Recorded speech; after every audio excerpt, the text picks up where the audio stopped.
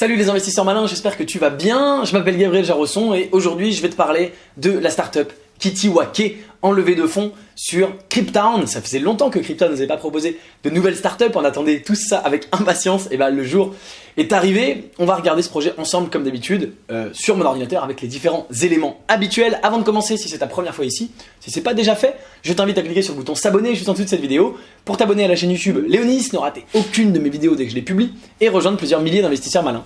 C'est parti.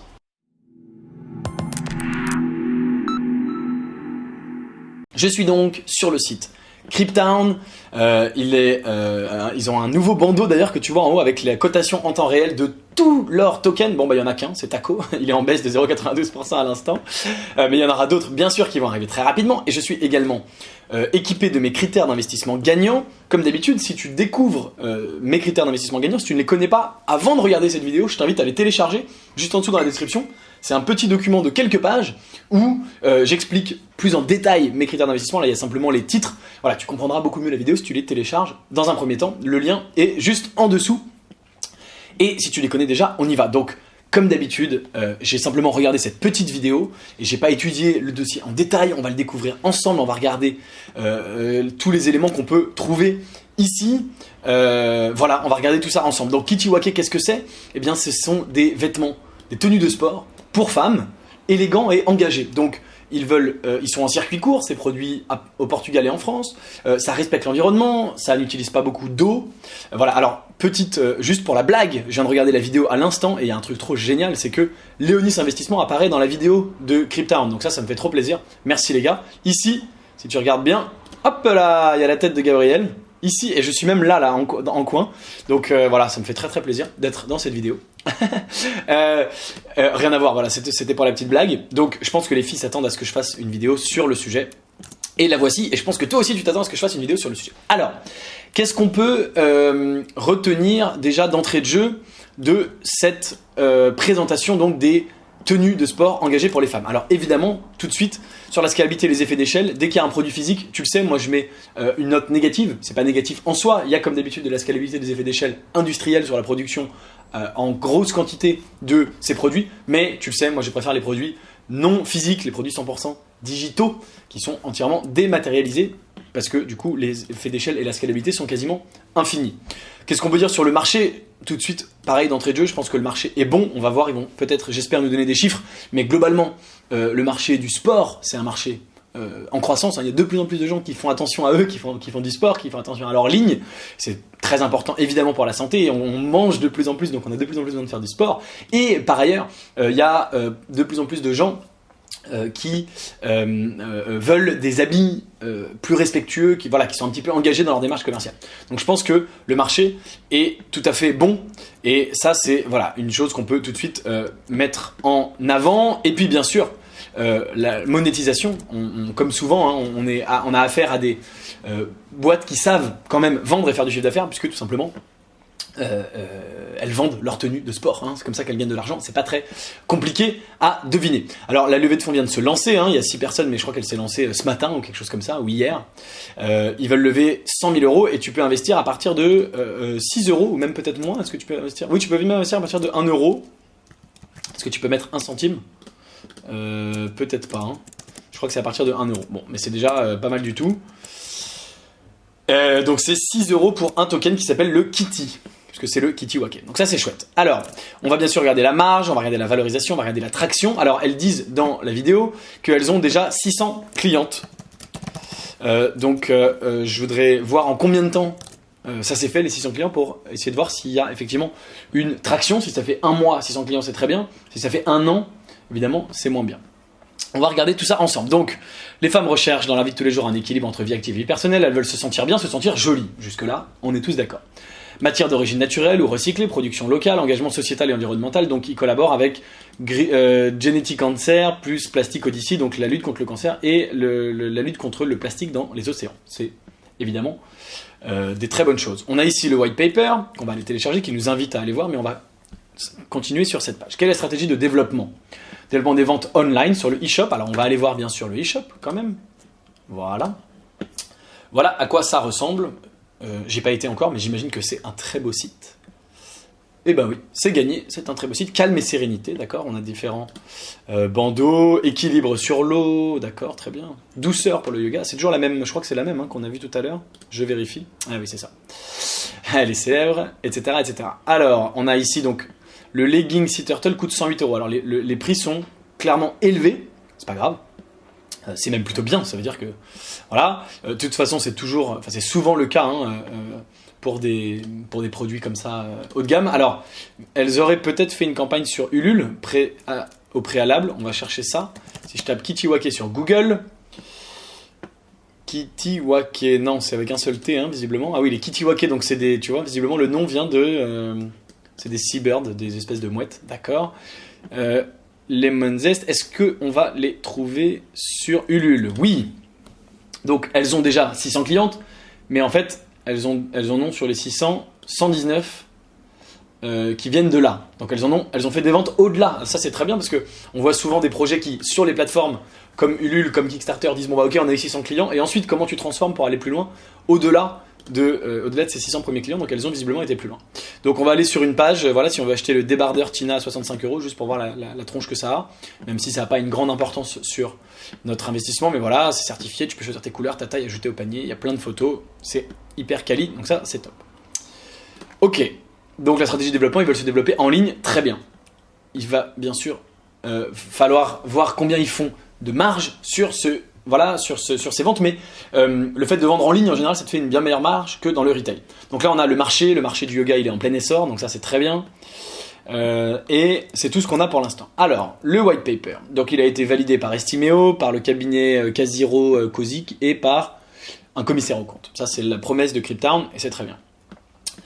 Alors, notre activité, 90% des ventes online, donc ça c'est très bien. Donc on cherche des infos sur l'équipe, sur l'unfair advantage, sur la marge et sur la valo et sur la traction. Donc on cherche à savoir quand est-ce qu'elles se sont lancées. D'ailleurs, on va retourner sur le Ulule en mars 2017. Donc tu vois que 600 clients depuis 2017, c'est là où je vais mettre un point négatif pour la traction, même si. Alors est-ce qu'on a une partie news sur Ulule? Ouais, 20 news. Donc elles auraient commencé visiblement en 2017, ce qui fait un peu long. Et là, youpi, notre site est en ligne. Ça date de quand cette news? Voilà, 2017. Donc depuis 2017, elles sont en ligne et elles ont fait 600 ventes, donc c'est pas grave. Mais sur la traction, ça veut pas dire qu'elles vont pas réussir, mais sur la traction, bien sûr, je suis obligé de mettre un avis négatif. D'accord? On en revient au white paper. Des produits qui ont du sens, elles ont 3 gammes, Activewear, Yogawear, ça fait que 2. Ah, et Maternity, d'accord, très bien. Les innovations, donc, quelles sont les innovations? Alors, stylisme et recherche de matière, ça peut bien sûr nous servir pour le unfair advantage. Est-ce qu'il y a une vraie innovation dans le produit?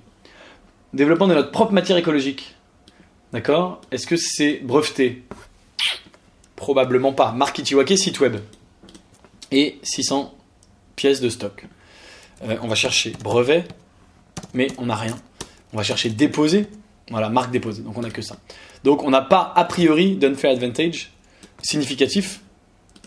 C'est dommage parce qu'on a un bout là, où c'est voilà, développement de notre propre matière écologique en collaboration avec un fabricant de matières premières. On aimerait bien en savoir plus sur ça.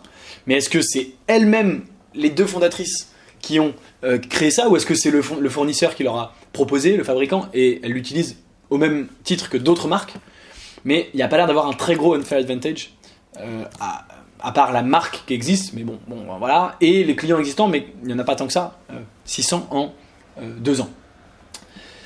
Donc voilà, qu'est-ce qu'on a sur l'équipe? Donc on a Canel et Justine, j'ai perdu, c'était écrit Juliette. Voilà, on a Juliette ici et Canel ici, d'accord. Donc on va aller un peu voir leur profil, mais bon, d'accord, notre histoire, campagne de crowdfunding, lancement du site, distribution des marketplaces. Elles ont levé déjà 42 000 €, donc si elles ont en plus déjà levé de l'argent, et donc entre guillemets seulement 600 clients, bon encore une fois c'est pas tout dire, mais c'est pas non plus, voilà. 2 cofondatrices, elles sont là, Canel et Juliette. Alors, formation, Université Dauphine et Atelier Chardon-Savard, styliste, marketing, donc il y a une marketeuse et une styliste, qui peut être, oui, complémentaire, d'accord. Est-ce qu'elles ont une expérience entrepreneuriale? Non. On a un advisory board, ici, une vision. Donc sur l'équipe, je suis un peu partagé parce que On n'a pas de technique, on n'a pas de CTO. C'est un projet quand même en ligne. Après, c'est seulement un e-commerce, donc on peut peut-être faire 100. En même temps, elles sont deux, elles ont l'air à peu près complémentaires. Donc je vais mettre une note, mais elles n'ont pas d'expérience entrepreneuriale. Donc je mets un peu entre les deux. À la fois, bon, elles sont complémentaires. À la fois, elles n'ont pas d'expérience entrepreneuriale et il n'y a pas de profil technique. Donc voilà, un peu un mix des deux, comme toujours, mi-figue, mi-raisin. Comme souvent, malheureusement. C'est pas grave. Notre vision, notre stratégie, nos ambitions, d'accord. Le roadmap. Donc, elles ont fait en 2 ans 50 000 euros. Elles visent cette année 170 000, c'est-à-dire de tripler, même plus, de faire x6. Je serais curieux de savoir où elles en sont aujourd'hui. Mais bon, elles veulent faire de l'international. Les profils clients, notre étude de marché. Donc, elles ont collaboré avec des Instagrammeuses, ça c'est très bien. Vision, stratégie, métrique. Alors, 12 euros par client, taux de transfo 0,6%. C'est assez bas, mais bon. Taux de rebond, 16%. Taux de retour produit, 5%. D'accord, donc 5%, oui, c'est pas mal, parce que c'est effectivement plus que ça d'habitude, mais j'aimerais bien avoir plus de chiffres, les marges et tout ça. Alors, le SWOT, les concurrents, les données financières. Alors, tableau détaillé des produits et charges. Elles ont 51,49, ça c'est très bien. Vente de marchandises, alors en 2018, vente de marchandises 27 000 euros. Produits d'exploitation, charge achat des matières premières 10 000. Variation. Autres achats et charges externes. Donc pas de salaire ici. Dotation aux amortissements 2 000 euros. Donc elles ont fait 25 ou 25 000 euros de chiffre d'affaires et 34 000 euros de dépenses. Il y a 10 000 euros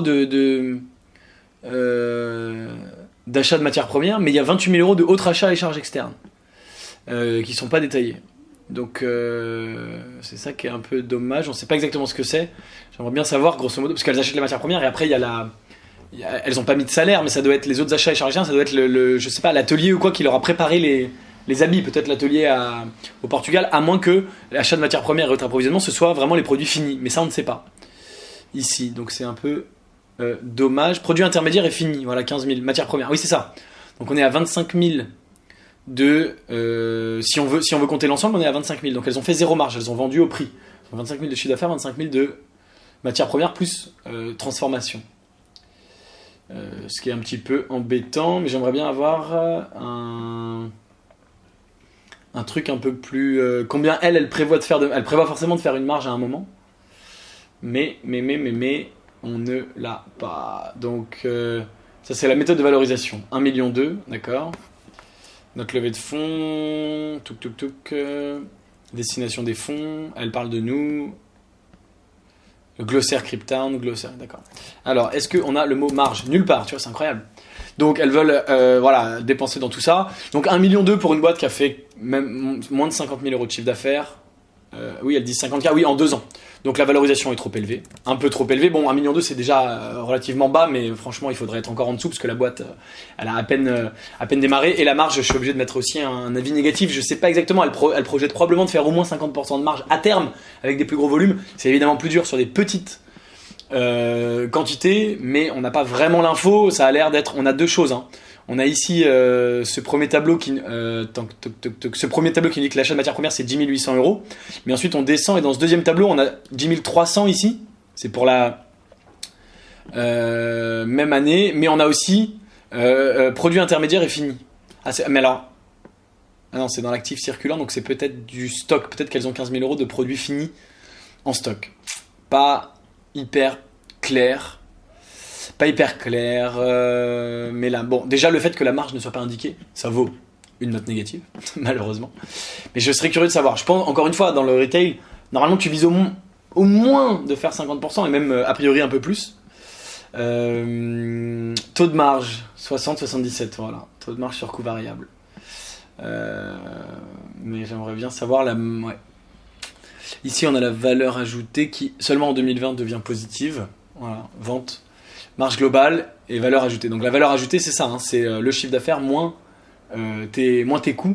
Donc tu vois qu'elle est négative puis qu'elle passe à 20% ici et ici plutôt 30%. Bon, de toute façon, c'est inférieur à 50% également, donc c'est pas bon, ça correspond pas à mes critères. Bon, encore une fois, des tableaux de chiffres très compliqués. On peut rentrer dans le détail. Moi, j'ai besoin de savoir, ok, tu pourrais te faire combien de marge sur ton legging quand tu le vends. C'est déjà la base, hein, pas besoin de se compliquer la vie. Mais on n'a pas cette info-là. Bon, voilà pour mon analyse. Je crois que j'ai tout fait. Ouais, j'ai fait le tour. Bon, beaucoup de points négatifs, mais c'est parce que la société est très jeune. Hein. Comme d'habitude, c'est pas parce qu'il y a des points négatifs que je n'investis pas. Et vice-versa, c'est pas parce qu'il y a que des points positifs que j'investis. Je le répète en permanence sur cette chaîne. Donc, si tu veux savoir si j'investis à titre perso dans Kichiwake ou pas, eh bien, je t'invite à rejoindre le club privé Léonis Investissement. Le lien est juste en dessous dans la description. Dans ce club privé, non seulement je te donne des infos sur toutes les vidéos que je fais, est-ce que j'investis ou pas et pourquoi, mon raisonnement, mais surtout, je t'offre l'opportunité d'investir dans des super startups en France et dans la Silicon Valley, des startups qui ne sont pas sur les plateformes en ligne et que je déniche à titre personnel et dans lesquelles j'investis mon argent perso. Si ça t'intéresse, le lien est juste en dessous dans la description. Léonis Investissement. Merci de m'avoir regardé jusqu'au bout. Donne-moi ton avis en commentaire sur Kichiwake. Dis-moi ce que tu en penses. Et voilà, si t'as aimé les vidéos, bien sûr, aime-la, partage-la. Si t'es pas encore abonné à la chaîne YouTube Léonis, c'est le moment de le faire. Moi, je te dis à très bientôt pour une prochaine vidéo. En attendant, tu peux regarder une autre vidéo de moi juste au-dessus de ma tête.